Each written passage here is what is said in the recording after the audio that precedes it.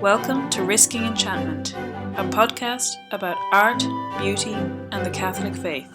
Hosted by Rachel Sherlock.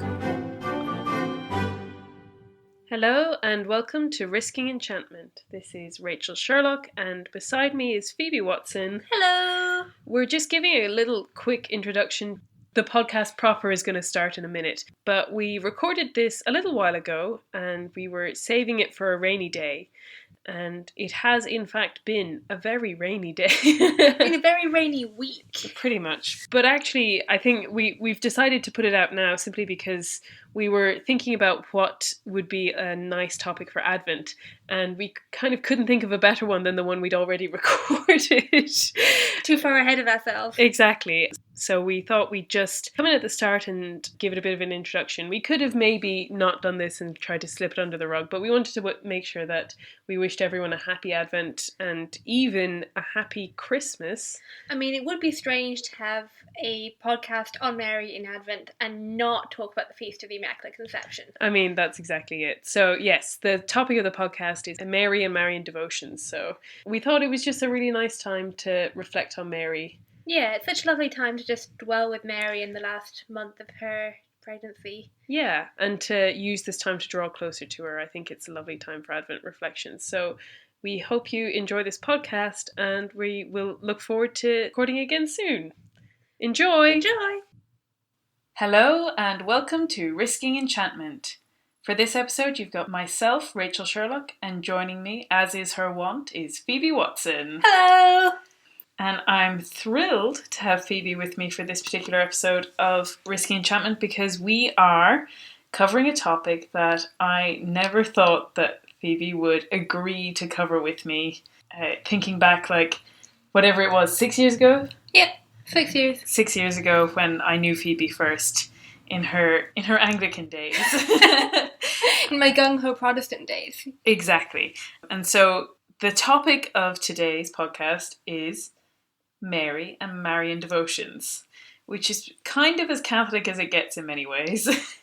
It's very exciting. I thought this would be a really interesting one to cover, just because looking at it from a culture point of view, I guess in some ways it's not so obviously an aspect of culture Anymore. It's much more to do with, as is in the name, devotion, personal piety, personal prayer, and even theology. But I do actually see it as a part of culture, particularly because the images of Our Blessed Lady are so kind of stamped into our culture, whether we like it or not. Yeah, I think they're very iconic that you kind of can't literally get away iconic. from them. Literally. Yeah, and that I think also the fact that Mary does have all of these different devotions, and we're going to go into exactly what that means, but just the sort of different depictions of Mary that are very set in stone of like how you depict Mary in a certain way for a particular type of prayer, that I think it does confuse people. It does make people think, well, why are there so many different Marys in inverted commas? And why does she look so different or have so many different aspects to her? Why does she need so many names? Yeah, that's another big one. What do you call her again? We can just keep going. Yeah, and so I think in some ways it is a part of our culture more than we might think because of these images. I know one of my pet peeves, if I could get rid of like one very small annoyance in the world, it's this new trend for blasphemous votive candles where they take the pictures from votive candles and put like Kim Kardashian's face and put it where Our Lady's face would be on a votive candle. Why? It, like, nothing annoys me more. It's out of all of the types of like tongue-in-cheek Christian twisting, subverting it. Honestly, I don't know why, but the votive candles are the ones that annoy me the most. Of the like petty ones. Yeah, of the petty things, of course. There are much bigger things to be worried about in the world, but still, it's worth being annoyed about that.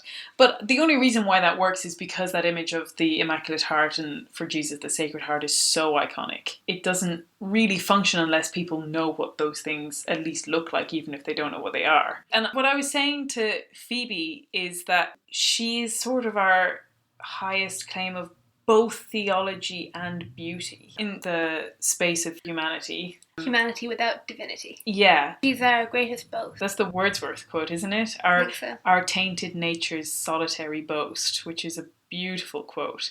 But that the very essence of the divine truth that she reveals is in her beauty in many ways. Yeah, and you also can't separate the theology and the beauty. Yeah. They're so intertwined. In a very profound way. And so, of course, she's been depicted in a million different ways in art, because it's such a thing to kind of reach for when you're creating works of art, or when you're creating symbolism around it, or all of these things, or poetry, just like William Wordsworth, that like, because she is so profoundly beautiful, like, and I do mean profoundly beautiful. Yeah, I think that's also how we can have so many different facets to her. Mm-hmm. Like we were talking about earlier, of how you've got all these kind of different devotions and images. Yeah. But the different devotional images usually point you straight back to the rosary. Yeah. And your devotion to Mary as a person, rather than your devotion to her through a particular image or apparition. Yeah. And then I described it as different photographs of Mary. Yeah, seeing her like different angles and different situations and different backgrounds and different locations. Yeah, that makes a lot of sense. And I liked your one even better. Well, I was saying maybe it's also a bit like if you are fascinated with a historical figure and you read lots of different biographies, well, often the biographies will take a different angle or a different approach. So maybe, like I was saying with Winston Churchill, maybe you're focusing on World War I or World War II, or his writing, or his journalism, or his personal life, that you can take all of these angles and it's still them. It's still that person behind the angle, that you don't lose the person in favour of the angle. Yeah. But that it gives you a deeper understanding. The devotions, which are, I think we're staying away mainly from the apparitions. I've got one in there. Exciting stuff. And these are more driven through piety. So they're aspects of Our Lady, like I was saying with the biography, that you can focus on and explore a particular aspect of the divine mystery that is Our Lady. Yeah, I think we started off with, you'd made a list of a load of titles of Our Lady, mm-hmm. which often have particular images or mm-hmm. devotions associated with them. Yeah. And then we're just going to talk about some of them. Yeah, and I think for the most part we've picked ones that aren't quite so famous. Yeah. We haven't done, like, the Immaculate Heart, for instance, or, I mean, there's a bit of a mix, but I thought it was nice to sort of explore some of the ones that people may not have. There's less of a chance of lots of people having a devotion to these. Some new Marys for you to look up. Yeah, exactly. And just talk about them, what they teach us in terms of symbolism, because I think that's very closely tied to our appreciation of art, but what they teach us about our relationship with Mary and with God, and why we like them and why they're interesting. Essentially, it's wonderful because it gets to be a deeply personal thing.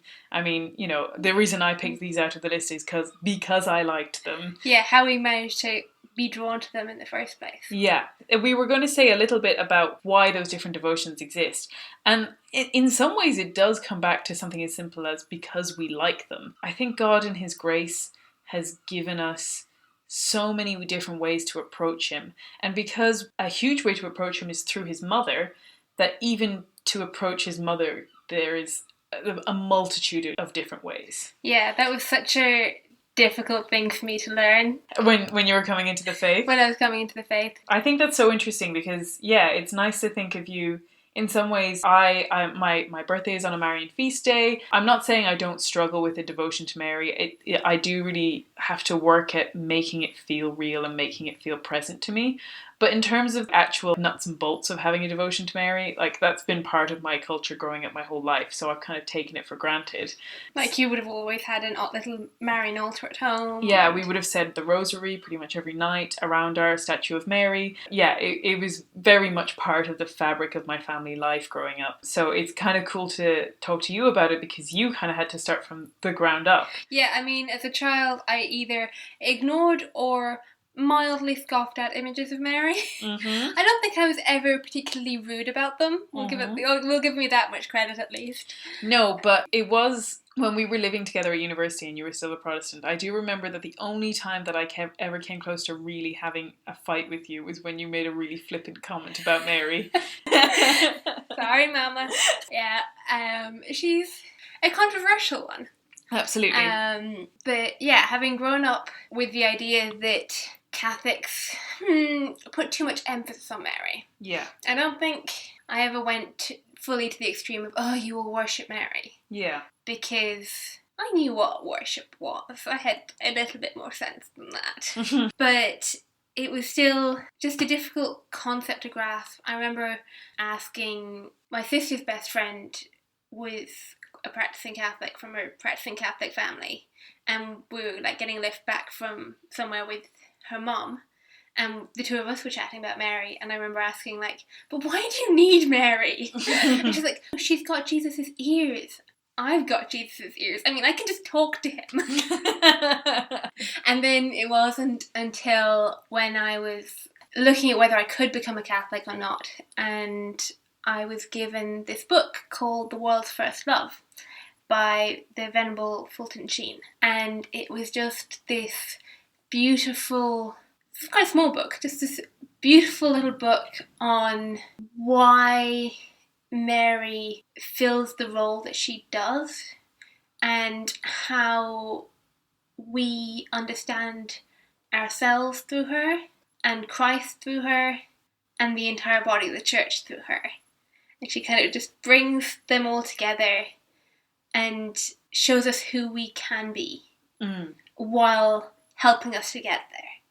Because she never leaves us alone to struggle. That's really beautiful. And one of the quotes that I pulled out from it: we may be tempted to say, our Lord is enough for me, I have no need of her. But he needed her, whether we do or not. And what is more, our blessed Lord gave us his mother as our mother. As with Cana, she knows what we need before we do. She is the link. The mother is not the doctor, and neither is Mary the saviour, but Mary brings us to the saviour. Oh my days. That is so beautiful and so succinct in what it's saying. That's amazing. Yeah, there was another really beautiful one, what we were talking about earlier, about Mary being like the highest standard of beauty. The melody of her life is played just as it was written. Mary was thought, conceived and planned as the equal sign between ideal and history, thought and reality, hope and realization. I clearly need to read this book. I know it's it's one you absolutely should read. So yeah, that's and amazing. sitting on our bookshelf. I know, but I say this about many books. I know. Yeah, and I think that's a fascinating journey to go on, to come around to that vision of her. Yeah, kind of went from there to, I think, praying like a decade of the rosary every night. I used to count it on my fingers. Mm-hmm. They're God's rosary beads. They're God's rosary beads. To having to make my own rosary beads because I didn't have any and I didn't know how to get any, but I didn't want to go and buy any, if that makes sense. So if you ever know anyone who you think is converting to becoming Catholic, give them rosary beads just in case. Yeah, because I went from having no rosary beads and needing them to having like 8 sets just after I got confirmed, which is quite funny. That's the traditional rite of passage for all Catholics, though. Too many rosary beads. Exactly. And now I think you're in a position where you're free to really appreciate what Our Lady contributes to our understanding of Christ. That it's not that Christ is insufficient without her, but that we have access to a more full understanding of him. Yeah, absolutely. Because one of the saints who talks about this the most is Saint Bernard of Clairveaux, and I'm going to be quoting him later, but I think he just sets this up nicely. Why these devotions have a place and why they are helpful and beautiful. So the quote about this says, Bernard of Clairveaux ardently venerates the Virgin in his mystical theology because he is convinced that the Virgin is the embodiment of the most intimate relationship between divinity and humanity, and thus mirrors the most sacred aspects of the spiritual union to which the human soul aspires. That's so beautiful. Yeah, and the fact that it's not one aspect, it's many aspects. It mirrors the most sacred aspects. So yeah, I think that's so integral to why we want to approach Mary, is because she has this uniquely close relationship with Jesus, which I think leads us perfectly onto our first named devotion of the episode, which is, I think you took this one, Phoebe. I did. It's Theotokos. Mm-hmm. I think I've pronounced it rightly. It's one of the oldest titles we have for Mary. It's Mother of God. So, I mean, you can guess how much we use that one. It's also a fairly controversial one. It is. It went from beginning its life as controversial because it was first declared in the Council of Ephesus, where there was this big controversy with Nestorius challenging the dual natures of Christ. So he was challenging the divinity of Christ and saying that Christ was godlike or like not really God, and challenging what's called the hypostatic union, which is the divine will and the human will of Christ. In declaring Mary as the Mother of God, they counteracted the title that he was proposing, which was Mother of the Christ. So rather Mother of the man. So that she was not just the mother of his human nature. One of the arguments put forth, like in defense of the Theotokos title, is a mother doesn't give birth to a nature. A mother gives birth to a person. And this is the person of Christ that Mary has given birth to. And I think the really beautiful thing about this title for me is that it's her defending the divinity and humanity of Christ. She holds the title of Mother of God in defense of who Christ is. And it's that way with so many of Mary's titles, that she doesn't hold them for herself, but in defense of her son. That's so cool. Yeah. And I think because in some ways it's easy to see why people have a problem with it. Like, how can God have a mother? Yeah, because I always used to look at that and go, yeah, but then if Mary's the mother of God, then you're implying that she's also divine. And potentially older than God. Yeah. Which wouldn't make any sense. Whereas, like, the documents from that council make that explicitly clear, of Jesus Christ begotten from the beginning, but then becoming man in the womb of Mary, two natures united, rather than like her giving birth to a human Christ and then like superimposing the divine on that somehow. Yeah, because in some ways, if that were the case, the Annunciation needn't happen until post-nativity in a way, you know? Like, that's just such a funny image. Come down to like Mary holding the baby. Oh, can I make your son a god?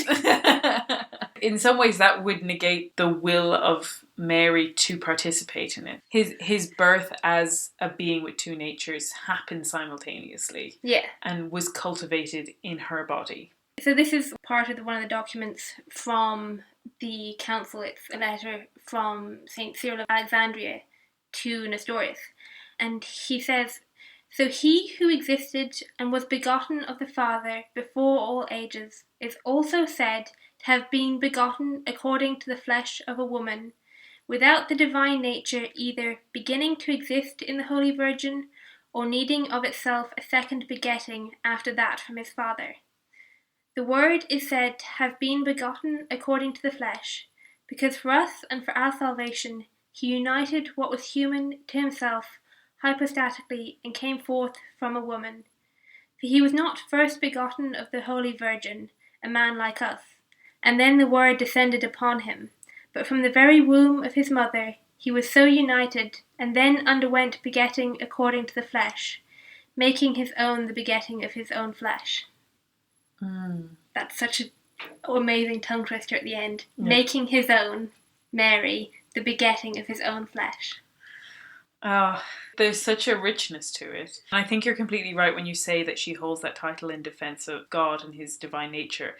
But I think only God could have the humility to raise a human up so high as to have her be called the Mother of God. Yeah, like one of my objections, and one of the objections I've heard since from other Protestants is, but isn't that taking glory away from God? And I remember our chaplain in university counteracting that so beautifully of, God doesn't worry about sharing glory. He loves to share the glory. You can't take glory away from him. Yeah. I think he said it more beautifully than that. But, you know. And, you know, the fact that Jesus himself called her mother. And so it's so beautiful that, like, every Hail Mary in the world that goes up every, like, second of every day, that we say that Holy Mary, Mother of God, pray for us sinners, that it's in there for all of us to say all of the time. Yeah, like what the Venerable Fulton said of he needed her, even if we think that we don't. Yeah. And that also that he gave us to her. Absolutely. He didn't keep her for himself as like his precious treasure. No, that she was given to all of us as our mother. And I think that was one of the points that came up when I was thinking about this for the reason why we have devotions is in some ways it also comes back to that line, behold your mother. Look at her and see her in all of these different ways, That's such a good way of putting it. That, like, there's a world of her to see, that we have to behold her. Yeah, you can't just take a glance and then be done. Yeah, and seeing her in everything, like as if you should be constantly beholding her, which I think kind of ties into my first devotion, because it's one of these devotions that's very much tied to nature and tied to seeing the world around you, and that is Our Lady, Star of the Sea. Oh, I love that one. Which, yeah, it's such a beautiful title. I think Phoebe and I, one of our favourite hymns is Hail Queen of Heaven, the Ocean Star, which it's such an iconic image, it's such a vivid image, and it's one of those ones that is very captivating as an image. The idea of Mary kind of on the sea or in the skies above us amid the sort of crashing waves and turmoil. Yeah, I think for me one of the beautiful things about that image is as a star it must automatically be night. Mm-hmm. In my mind, at least. Yeah. And therefore, if it's night, you can't see the sun. So when you can't see Christ, and yet you can see Mary, and she points the way. Yeah, it's beautiful. And so the devotion to Our Lady, Star of the Sea is ancient. It's really old. It goes back to the 4th century. It's got a very kind of interesting history in that it potentially originated from like a typo. It's purportedly to go back to St. Jerome, who wrote about it, but it might have been a drop of the sea. So it's the difference between the word stilla and the word stella. But others say that was on purpose and that that was what he was trying to say. So it's a little bit confused, but I like to think that there are no kind of coincidences when it comes to Mary. If she wanted the title Star of the Sea, it was going to make its way out there. Well, it clearly did. I mean, if it had just been a typo, come on, it would have been forgotten about. But the name encapsulates a wholeness to the word Mary. If you look at the etymology, it has quite a complex etymology, and Phoebe's smiling at me because it's almost like Rachel bingo when you get phrases like a really interesting etymology. Yeah, I mean, I hear when you look at the etymology, I'm like, and Rachel's off. Here we go. Fun time. Yeah, so there are a couple of different elements to the name. Mary has meanings and like implications in it. One of them is actually bitterness, which I think is really interesting when you consider how not bitter she is, but perhaps points to the bitterness of the road that she had to walk without becoming bitter. Like A Lady of Sorrows that we're going to be talking about later. Yeah, exactly. But it also has a connotation of the sea. So, like, we still have that word maritime, maris. So the Latin for Star of the Sea is Stella Maris. And we still have that kind of connotation of it being with the sea. But the other thing it has is it has that connotation with light. So it's where we get the word mere from. Which now kind of means like only or just about, but had more of a connotation of like absolute purity. So, you know, when C.S. Lewis says mere Christianity, it's a play on words. He's saying like, oh, it's only Christianity. This is the basics. But he's also talking about the absolute like purity of it, like the most clear version.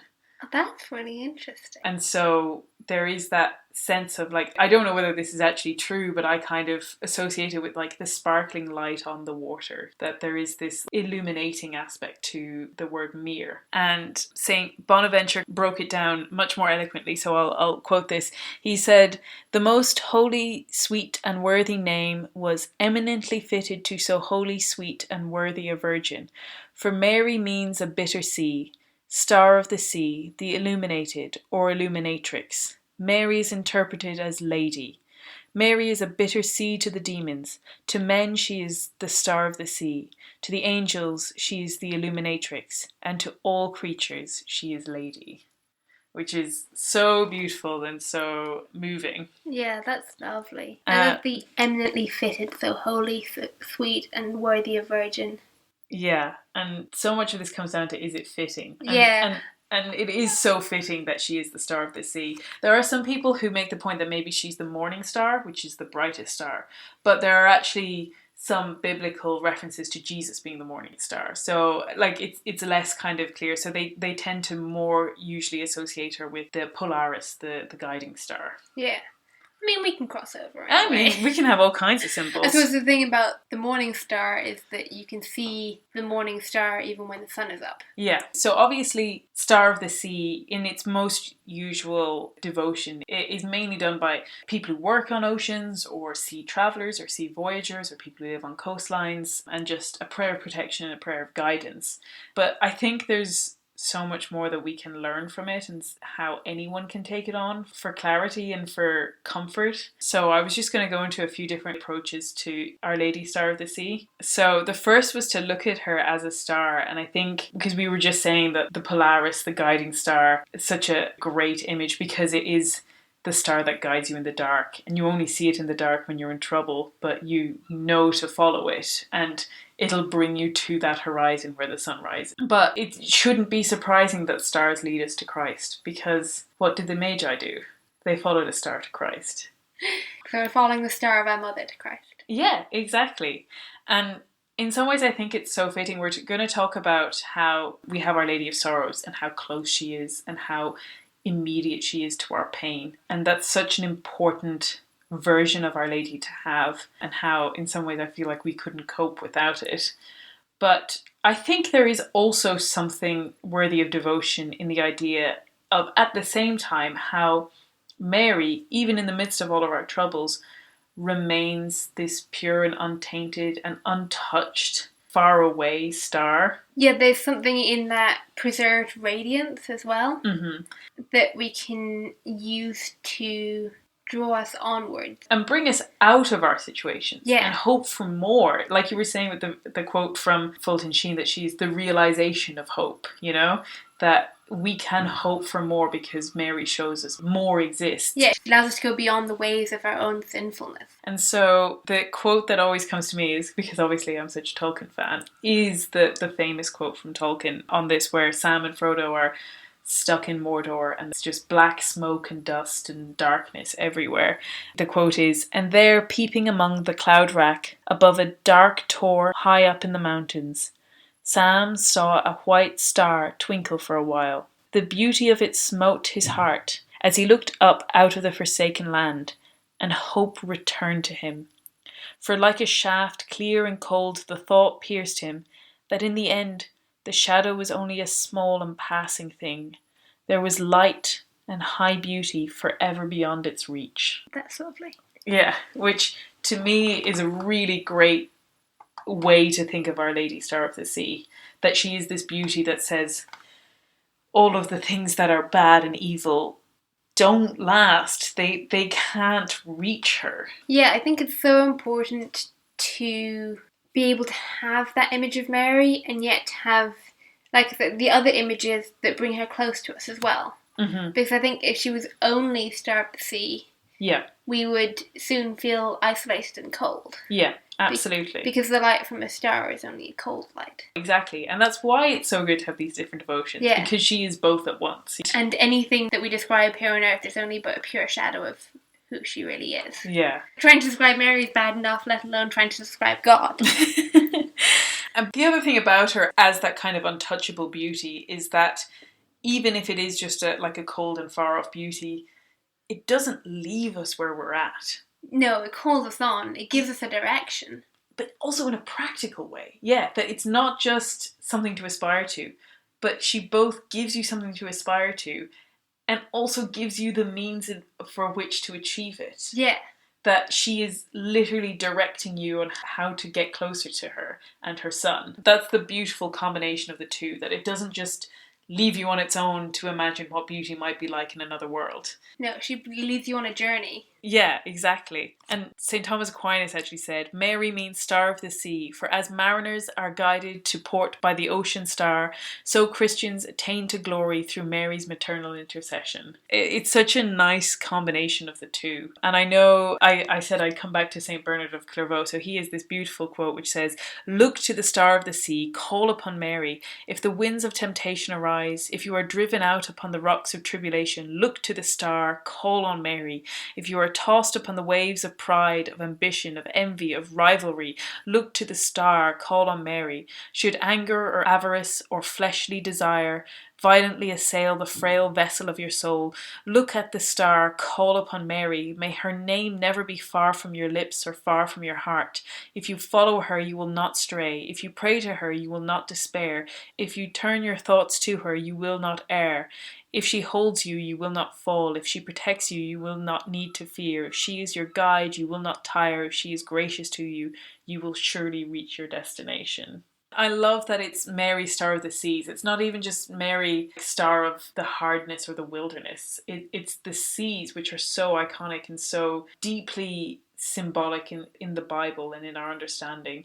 There's a couple of different elements to it. Like, first of all, that the seas often indicated the Gentiles, like the people of other lands that came from the seas. And so Our Lady, Star of the Seas, reaching out to the whole world. But also, I mean, the sea is often, I mean, there's plenty of biblical quotes of the sea being like full of demons and a place of great danger for your soul and a place where you can sink. You have Isaiah 17:12-13. Oh, the raging of many nations, they rage like the raging sea. Oh, the uproar of the peoples, they roar like the roaring of great waters. Although the peoples roar like the roar of surging waters, when he rebukes them, they flee far away, driven before the wind, like chaff on the hills, like tumbleweed before a gale. Yeah, I think it's also a place of life as well as such fear. And that was my other point, which is that the other thing is that we're called to be fishers of men. Yeah. And if we're fishing, where is that? It's in the seas, you know? We can't avoid the sea, but it is a dangerous, dark place. Yeah, we are called to travel through it, and not only travel through it, but fish men out of the ocean in a way, like in a very kind of clumsy metaphor, but that we are called to be a vessel on the sea. There's that really ancient symbol of the anchor being a symbol of Christ, and that idea of we're on a vessel together as a church, that it's a space where we're working together and working to bring more people into the vessel and into safety, but we're still on the sea and we need this guiding star and we need to know the direction of where we're going. And so I just think to counterbalance the fear and the turbulence of the sea, you have Maria, full of grace. She is her own ocean of grace that she pours out on us. Oh, that's beautiful. I think Louis de Montfort has a really nice quote on it, which is that God the Father gathered all the waters together and called them the seas, or Maria. He gathered all his graces together and called it Mary, or Maria. The immense treasury is none other than Mary, whom the saints call the treasury of the Lord. From her fullness all men are made rich. Yeah, there's that just kind of superabundance of grace overflowing. Yeah. And to fill us and help us. Yeah. If you guys like this particular devotion, there's some beautiful images. There's one by Bernadette Carstensen that is a beautiful image of Our Lady. And it's so, again, like the blue of the sea and the blue of her mantle, and it just all works together so well. There's also one by Lawrence Clemmix. That's Klemicks. It's, I guess, like a lino print of a particular image of Our Lady on the ocean, which is really, really stunning. And finally, I also picked out, there's a Etsy shop called Heart of Jesus, but Jesus is spelled all capitals IESVS, so Heart of Jesus with the Roman spelling. But that it's such an evocative image, that turbulent sea and that beauty of Mary standing above it. It's so wonderful. And I think it really comes back to, there's quite a famous, I think it's a vision of St. John Bosco. It's from the 40 Dreams of St. John Bosco, and it says, "Imagine yourself to be with me on the seashore, or better on an isolated rock, and not to see any patch of land other than that under your feet. On the whole vast sheet of water you see an innumerable fleet of ships in battle array. As escorts to that majestic, fully equipped ship, there are many smaller ships, which receive commands by signal from it, and carry out movements to defend themselves from the opposing fleet. In the midst of the immense expanse of sea, two mighty columns of great height arise a little distance from one another.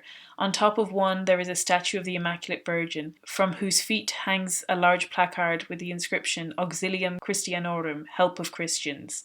On the other, which is much higher and bigger, stands a host of great size, proportionate to the column, and beneath which is another placard with the words Salus Credentium, Salvation of the Faithful."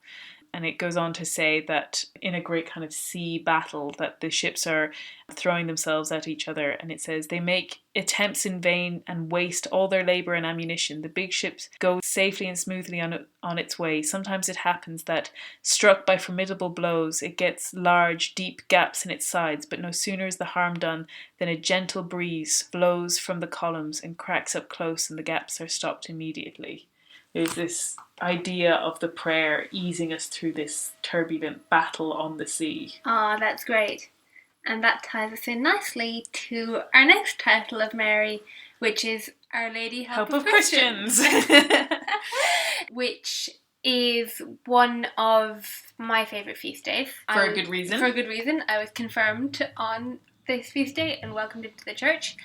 And the feast day is related to the victory of the European Christian forces over Islamic forces during like the 16th and 17th century. So the one that Don Bosco was referencing there is the naval battle of Lepanto, which was in the 16th century and was essentially quite a small European fleet against a much larger Islamic fleet, I think from the Ottoman Empire. And it was essentially Europe under threat. Like, what would have become of Christianity now if Europe had succumbed to Islam during that time? And it's the Pope calling on all of Christendom, so all of Europe, to pray the Rosary. And through the prayer of all of Europe and of the soldiers on the ships, you have this great victory, which then the feast is declared of Our Lady of Victory. And then from a further siege in the 17th century under the Ottoman Turks sieging Vienna, that becomes the feast of Our Lady Help of Christians. And then it's also related to a victory of Pope Pius VII being freed under Napoleon. So I think it's really interesting to think of Our Lady as a victor in battle. Kind of a weird one, because I guess we normally think of Mary as all like peaceful and gentle and meek and mild and calm. Yeah, but I always come back to my favourite quote from, I believe it's Song of Songs, which is, "Who is she that comes as the morning rises, beautiful as the sun, fair as the moon, terrible as an army set in battle array." Yeah, so I think there's the reminder that Our Lady has power. She's the Queen of Angels. She's the Queen of the hosts of angels, like the hosts of heaven. Like a host, a military host. Yeah, a military host. Like, she's the Queen of armies. Yeah. And that she is willing to fight to protect us and to support us in our fight for Christianity. And it is a really tough battle that we're fighting every day. I think it's a fight where we could do with more help from Our Lady Help of Christians. Yeah, particularly I think it just reminds us that she is there for us. That she's there to aid us in the spiritual battle as well. Yeah, that there is real threats and real evils in our lives, and that Mary wants to take us out of those and bring us through them. Yeah, absolutely. Yeah, I love that one so much, and it's so interesting to see it tied up in history and a real sense of belief. Like the idea that you could call on a continent to pray the Rosary is so cool. I think it's so cool in showing the power of the Rosary as well. Yeah, that is her weapon. Like all of the monks wearing the rosary bead where knights would wear their swords. That's amazing. Yeah, I think it really reminds us that the rosary is, in a sense, our sword for this battle. Yeah, I think every saint I think I've ever read has said, pray the Rosary. Hurry up and do it! Which I think is so fascinating, because that actually leads into my next one really well. And it's so funny to think of them being connected, because the Rosary is our weapon. But what is the Rosary? It's literally a garland of roses. That beauty is our weapon and our hope and our salvation. I love that image of us creating a crown of roses for Our Lady every time that we pray the Rosary. Yeah, it's so beautiful. Which leads us into, like I said, my next one, which in some ways it is a devotion to Our Lady, but it's more specifically a type of artwork called hortus conclusus, which is... It doesn't necessarily always refer to pictures of Our Lady, but in this particular context, it means pictures of Our Lady in an enclosed garden. That's what hortus conclusus means. It's an enclosed space with a bounty of plants and flowers and all of the lushes of the natural world. So the idea of the enclosed garden has been associated with Mary since the medieval ages. And the reason for that has been a couple of different things. In terms of its theology, it primarily looks at the untainted nature of Mary, that she is not impacted by the outer world. So the immaculate conception, even though that wasn't quite the terminology of thinking of her at the time. Is it also to do with her virginity? Yes, her perpetual virginity and the idea that her womb is the garden that Jesus grew in. But I think it's a really beautiful image. The actual wording comes from a typology which refers back to the Song of Songs, which I've actually already mentioned, but Mary and the Song of Songs are very linked. So the Song of Songs is King Solomon's nuptial song to his bride, was reinterpreted as the love and union between Christ and the church, and the mystical marriage with the church as the bride of Christ. But the actual particular line that refers to in Hortus Conclusus is the line, "A garden enclosed is my sister, my spouse, a garden enclosed, a fountain sealed up." And so that was the beginning of this kind of imagery of Mary sitting in a garden. And it comes into a lot of the artwork, whether it's specifically a Hortus Conclusus piece, or you'll see it in the background of a lot of images. So like Fra Angelico's Annunciation, you see like a nicely tamed garden, and you see it in a lot of different ones. In terms of the Annunciation that I really love, it's just called the Annunciation. It's 1892 by Arthur Hacker. Is that the really haunting one? She's staring straight out at you. It's a really fascinating piece. I recommend it. But in the background again, you see a garden. It's fairly typical. Well, it's typical in showing a garden. I wouldn't call it a typical piece otherwise. Yes, exactly. It's beautiful though. Yeah, it's a really stunning piece. But to kind of get the depth of this meaning, I think it's important. Obviously, there are connotations of Eden, but we'll come back to those in a minute. There's also just a sense of the importance and the role of the garden at that time. I think now when we live in such a built up and curated world in many ways, our idea of natural beauty is very much more tied to the wilderness, like getting away from that, getting away from all of the regulation and the manufacturing. But I think we shouldn't overlook what the garden meant, particularly to people in the past. It was this important space which was absolutely of beauty, but it was also of practicality. That's where you got your food, and it was the zenith of what you could create. You think of like gardens of Persia and Egypt and Babylon, and not to say that those are all deserts. That's a very misleading idea of those kind of Middle Eastern areas, but that to cultivate a garden means to labour in it and means to work in it, you know? Yeah, and in terms of like an enclosed garden, I was thinking of the Victorian walled gardens. Yes. Which, if you've ever grown stuff in a walled garden, you find that it's just warmer than anywhere else. Mm-hmm. Stuff grows better. Like magic. And it's a space created and dedicated to producing life. Yeah. And that these spaces revolutionise the world. When you consider what monastic living, which a lot of the time was walled gardens as well, specific spaces for curating these plants and things like that, that they enabled civilization in many cases. Like we were saying, that you're growing and you're growing fruitfully, and it's a combination, like we were saying, a bit like Star of the Sea, of beauty and practicality. The other thing that they produce, other than like flowers, well, obviously flowers and fruit, which is, you know, for beauty and for consumption, but for medicine as well. And there was this really fascinating essay that I read, which I'll link in the show notes, which was all about placing this in a medicinal context and talking about how the different flowers and the different plants would have been used as healing, and the connection of Our Lady with healing and with easing and with like easing our pains. Beautiful. So one of the quotes that's from it is, she's referencing a couple of different writers here. So she says, in Hugo's day, the root of the white iris in particular was used to cauterize wounds. White columbine blossoms were applied to wounds and consumed for stomach pains and female disorders. And talking about how these things relate to the symbolism of the different flowers. So this is one of the things that I love most about the Hortus Conclusus, and it's something that we've really lost in the modern day, which is the language of the flowers, and how at one time, all of the flowers were understood in a divine and Christian context, that they were all given particular names and given particular relationships with Our Lady and with Christ. We still have some of them. We all know, like, roses typically mean the most beautiful and are associated with both Mary and Jesus, usually the white for Mary and the red for Jesus.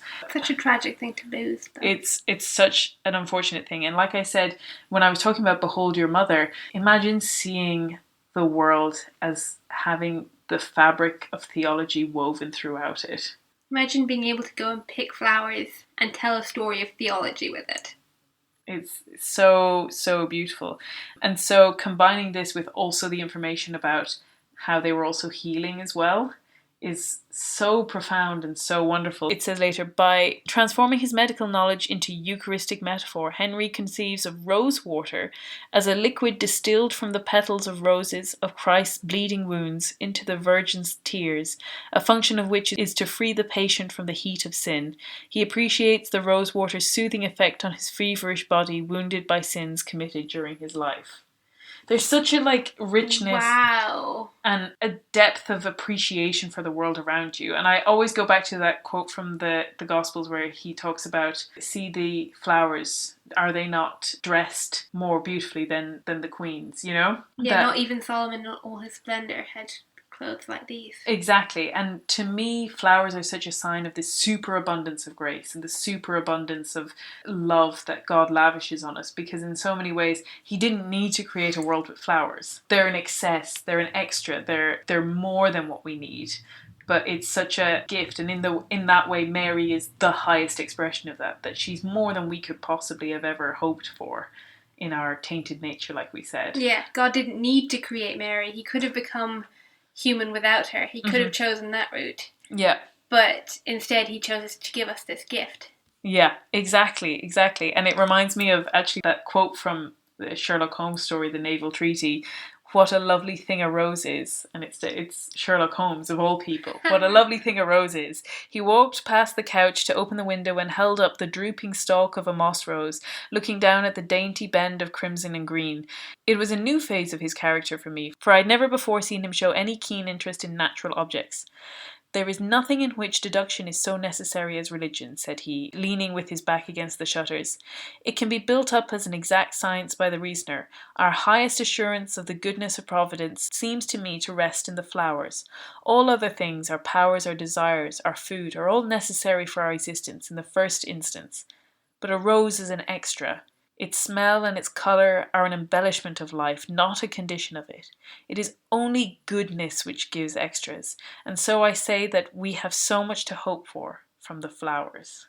That's lovely. And so the image of the garden is so moving, that it's this place where not only is there abundance, but there's an abundance of abundance.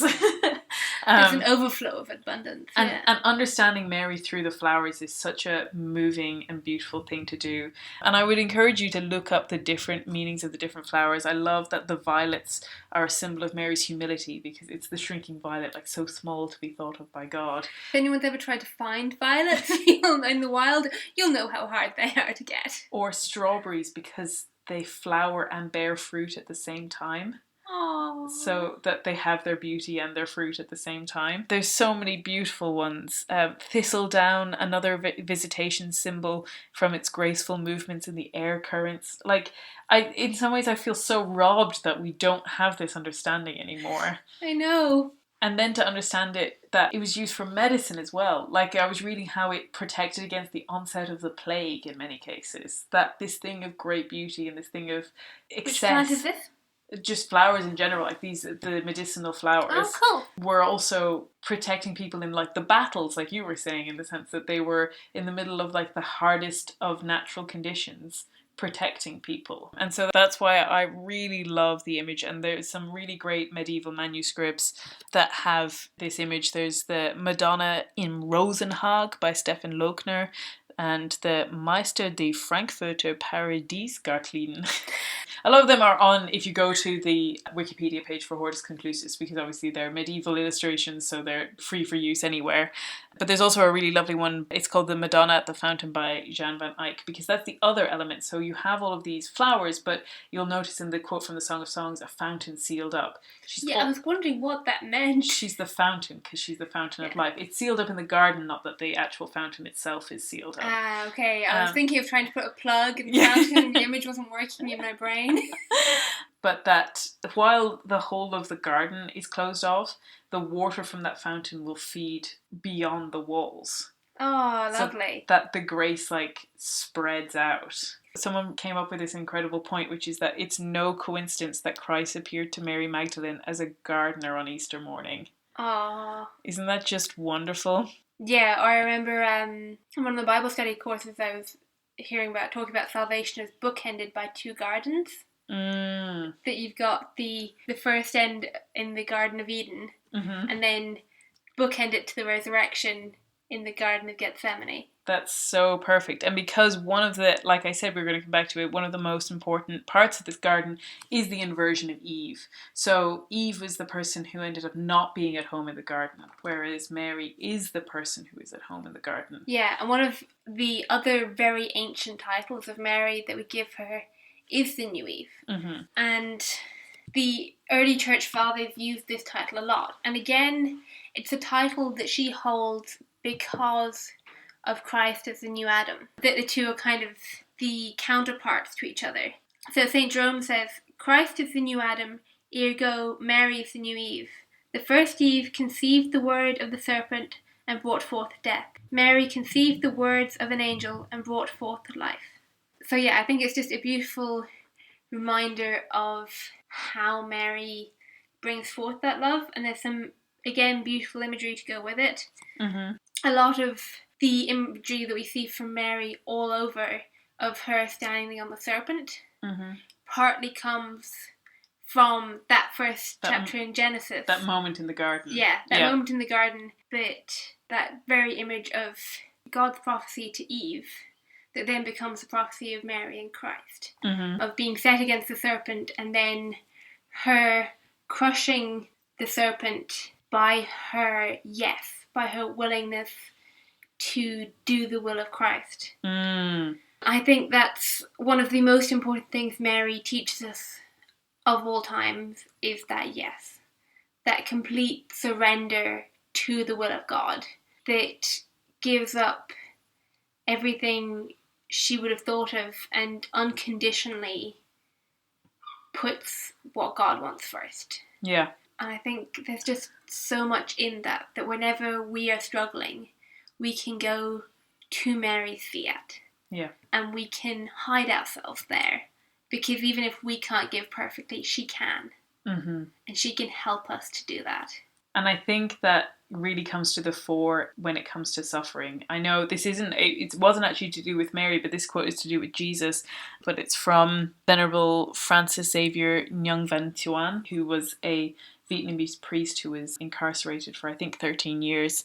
But he said, "To treasure each suffering as one of the countless faces of Jesus crucified, and to unite our suffering to his, means to enter into his own dynamic suffering love. It means to participate in his light, his strength, his peace. It means to rediscover within us a new and abundant presence of God." Oh, that's beautiful. Because there's so much about saying yes to God that's about saying yes to suffering. Yeah, absolutely. Which brings us to another devotion of Mary, which I think most people find very powerful, which is Our Lady of Sorrow. And there's a lot of beautiful images. We have a beautiful icon in our lovely flat that has the 7 swords piercing Our Lady's heart. Yeah, we did surround the laptop with Marian icons for this. We just had to. So the devotion of Our Lady of Sorrows comes with a set of prayers and is usually based around, like I said, the 7 sorrows, which are identified as the prophecy of Simeon, the flight into Egypt, the loss of the child Jesus in the Temple of Jerusalem, Mary's meeting of Jesus on the Via Dolorosa, the crucifixion of Jesus on Mount Calvary, the piercing of the side of Jesus with a spear and his descent from the cross, and the burial of Jesus by Joseph of Arimathea.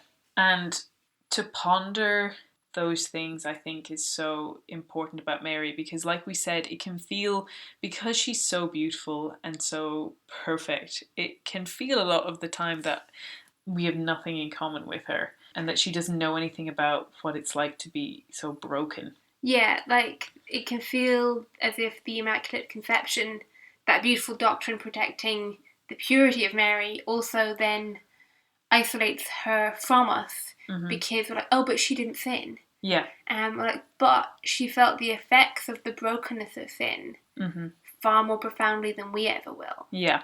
And I think what's beautiful about some of these sorrows is that they're also ingrained into the joyful mysteries. Yeah. That I remember a couple of years ago you turning around to me and being amazed by how I said only Mary can make the joyful mysteries joyful. Yeah.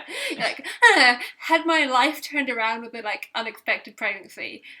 Had to travel across the whole of my country to go visit my pregnant sister while I'm pregnant, having to give birth in a stable, having the prophecy of Simeon, losing the child in the temple and then finding him, but losing him first. I lost God. that every single one of those quote unquote joyful mysteries, I think to any of us would be a sorrowful mystery in and of itself. And that she takes those moments and turns them to joy. There was a really great article on Word on Fire called Why Our Lady of Sorrows. It talks about that, about how what Mary felt and what Mary went through and what her Immaculate Conception would have meant for her feelings. And it quotes the poet Wendell Berry and says, "For parents the only way is hard. We who give life give pain. There is no help. Yet we who give pain give love. By pain we learn the extremity of love." And the article goes on to say, "It is our faith that the Mother of God accepted the gift of the Incarnation in a way that was wholly singular and unique. God in Christ entered into her life with a depth and intimacy that not even those angels closest to the throne of God have known. To the worldly minded, such proximity to divine power should mean power, privilege, and personal glory, but none of these things were offered, and none would have been accepted. Such was the humility of the one who would be the Mother of God. What the Mother of God did accept was the gift of being able to love God as a mother loves her only beloved Son. But this would mean, as it means for all mothers, a sacrifice. Such love would engender pain. To give God his flesh from her flesh would mean that God would make his way into our world as vulnerable as we are. His joy would be her joy, but his suffering would be her suffering as well. She could not protect him from the suffering and death that would be his mission." And then I read another really fascinating quote. It's from the Remnant newspaper. It's called Our Lady of the Sorrows Pray for the Church. And I'd never thought of it this way, and I find it really moving. It says, "We only know this, that Mary took the sufferings of her divine Son deeply to heart. The towel of Veronica is, as it were, a symbol of the heart of the Blessed Virgin. If that cloth, which was clean, took so faithful an impression of the sorrowful countenance of Jesus, how much more must the pure heart of Mary have received and preserved the most true and most perfect representation of the bitter sufferings of Jesus." Oh, that's incredible. Yeah. I love that parallel between the two. I think it's great. Never heard that one before. No, honestly, it's so interesting to me because I always have had a deep devotion to Veronica, and it's very exciting to me to see that combination. Yeah, that the purity of the cloth is but a shadow of the purity of Mary. Therefore, that she shares in that suffering. That the sword which pierced her heart during the Passion was a sword indeed, that we can call her Queen of Martyrs for a reason. Yeah, and I love that title for her as well. One of my favourite images is he did a large number of Madonna paintings, but people usually combine two in particular for this. It's by Bourgeois, and there's one picture of Our Lady holding the child Jesus, and she looks quite serene, and there's again lots of flowers around her, and then it shows her holding the crucified Jesus, and she's looking again straight out at you with this haunted expression, and it's the parallel between the two, that in accepting one she accepted the other. And of course, obviously the most famous example of that in artwork is the Pieta, which we've discussed a lot in the episode on sacred art and architecture. I think another image which really ties those two together, of both the Passion of Christ and the Child Christ, is Our Lady of Perpetual Help. Which is such a beautiful illustration of Christ running to Mary for help. There's a beautiful hymn that goes with it that describes the image of the child Jesus having received a vision of his passion and flying to his mother's arms.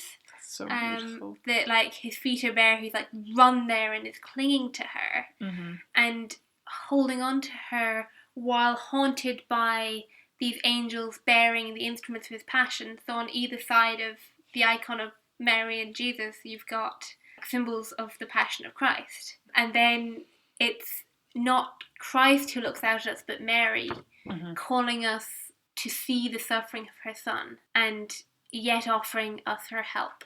And that there's that line in Lamentations which is so associated with her. Oh, all ye that pass by the way, attend and see if there be any sorrow like my sorrow. I always think that's so beautiful. Yeah, beautiful. And there's a quote that we actually read this quote out before. It was in the episode on female protagonists, but I think it's worth reading out again. It's by Monsignor Robert Hugh Benson, and he said, "If Mary had been given to us as our mother in Bethlehem, if she had wrapped herself in her unique joy, if she had been to us but a figure of incarnate bliss, then when the horror of darkness fell upon us, we too should have crept away from even her to suffer in loneliness. A religion that presented to us Mary with her living child in her arms, and had no Mary with her dead son across her knees, could not have been the religion to which we should turn in utter confidence when all else had failed. More, she could not have been our mother in any but an adopted sense, if her bearing of us had been without pain. But, as it is, she who brought forth her unfallen firstborn painlessly, brought forth the rest of her fallen human family in agony and darkness. Indeed, she is the mother of the redeemed, because she was the mother of the redemption. She stood by the cross of Jesus as she knelt by his cradle, and she is our mother, then, by that very blood which both she and we are alike redeemed. The mother of sorrow must always be nearer to the human race than even the cause of our joy." That's beautiful. And there's one last quote on this, which I think is really nice, and I think ties in with our final devotion, and calls back to my Hortus Conclusus, which is the visions that were given to St. Bridget of Sweden of Our Lady. And the angel addressed these words to St. Bridget: "As the rose grows up amongst the thorns, so the Mother of God, advanced in years in the midst of sufferings, as the thorns increase with the growth of the rose, so also did the thorns of her sorrow increase in Mary, the chosen rose of the Lord, as she advanced in age, and so much more the deeply did they pierce her heart." And then speaking of roses, yes, I think that's going to tie into the one apparition that we're going to talk briefly about, which is Our Lady of Guadalupe. And this is tied in with another of Mary's titles of Woman Clothed in the Sun, which... So, of course, the story of Our Lady of Guadalupe, of asking for a church to be built and asking Juan Diego to carry up roses to her in his tilma, and then dropping the roses and having this incredible vision imprinted. Like we were talking... That's such a dramatic image of roses everywhere, roses when there shouldn't be roses. Yeah. And then, this miraculous image. And it's, I guess it's the only image of Our Lady that Our Lady gave to us. Absolutely. Which, if you're looking for a devotional image, is kind of peak, isn't it? Yeah. And I think, for me, one of the really interesting things about this image is it gives us an understanding of how Mary can relate to different cultures. Yeah. Because in the image, she doesn't appear as some serene, white, blonde European Mary that we see in a lot of our pictures. She's, I think, a mixed race Aztec Portuguese. So she's a combination of the two cultures which are clashing at the time. Yeah. And then she's also dressed in a way that speaks to the Aztec culture, which I think is beautiful. So she's in front of the sun. She's greater than the sun, illuminated by the sun, which kind of states her greatness over their sun god. But then you can kind of see how a lot of the images that we relate to Mary, like her standing on the moon, which is all tied back to Revelation, also spoke into this particular culture in this particular place, which I think is a great illustration of how you can do both at once. Yeah. That it can be thoroughly specific and also thoroughly biblical. Yeah, absolutely. That they had one of the Aztec deities was a feather serpent. I can't pronounce any of these. I think it's Quetzalcoatl. But he's a feathered serpent, and obviously she's got her foot on the serpent. So she's crushing their deity. She's greater than the sun god. Her mantle is covered in the stars of heaven, which they worship the stars, but she's the Virgin and Queen of Heaven. Yeah. So she's kind of proclaiming who she is. She's greater than the stars, she's greater than the sun, she's standing on the moon, she's crushing the serpent, and then she's pointing to Christ. Yeah. Because she's wearing, even her mantle, the blue-green, was a royal colour for them. Yeah. So like she's proclaiming herself as queen, and then pointing to the one who's greater than her. That she's wearing the belt of maternity while her hands are folded in prayer. That she's saying, this is who I am, this is how powerful I am, and I am bearing one even greater. Yeah. And I think that's such a good representation of what Mary does. She doesn't proclaim who she is for the sake of proclaiming herself, but that she proclaims it for the sake of drawing us to her Son. That's so beautiful. There's so many. I know for a fact we're already way over time, but we could keep going for forever. There's so many layers to beholding our mother, which I think is kind of the slogan for this episode, behold your mother. But I think we better call it a day for this episode. So, I think we should. Super quickly, Phoebe, what are you enjoying at the moment? Yeah, I've been on a Jane Austen glut recently, so I just finished Northanger Abbey and was reminded by how very funny it was. Because I think I'd kind of slightly written it off. Not completely, but it doesn't meet the same literary standard as some of the rest of Jane Austen's work. Yeah. But it's really, really funny, and I was sending you quotes from it of Jane Austen's tongue-in-cheek comments on a woman's understanding, and then her flip side of that. Yeah. It was a lot of fun. I like getting those texts. I think the thing that I'm enjoying at the moment is a video I showed everyone in our Bible study group.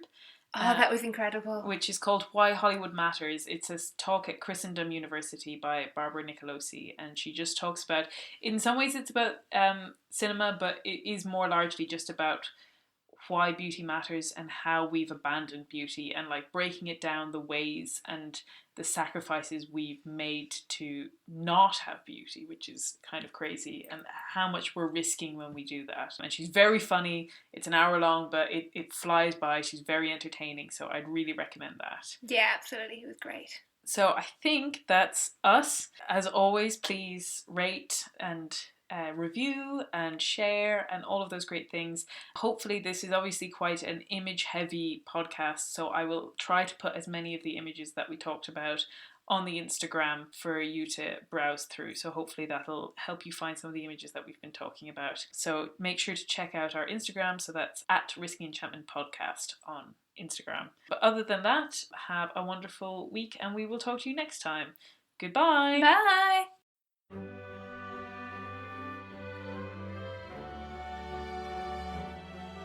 This has been Risking Enchantment. Music by Kevin MacLeod. You can follow me on Instagram and Twitter with the handle @SeekingWatson. And you can find out more about me and the podcast at rachelsherlock.com. Thank you and God bless.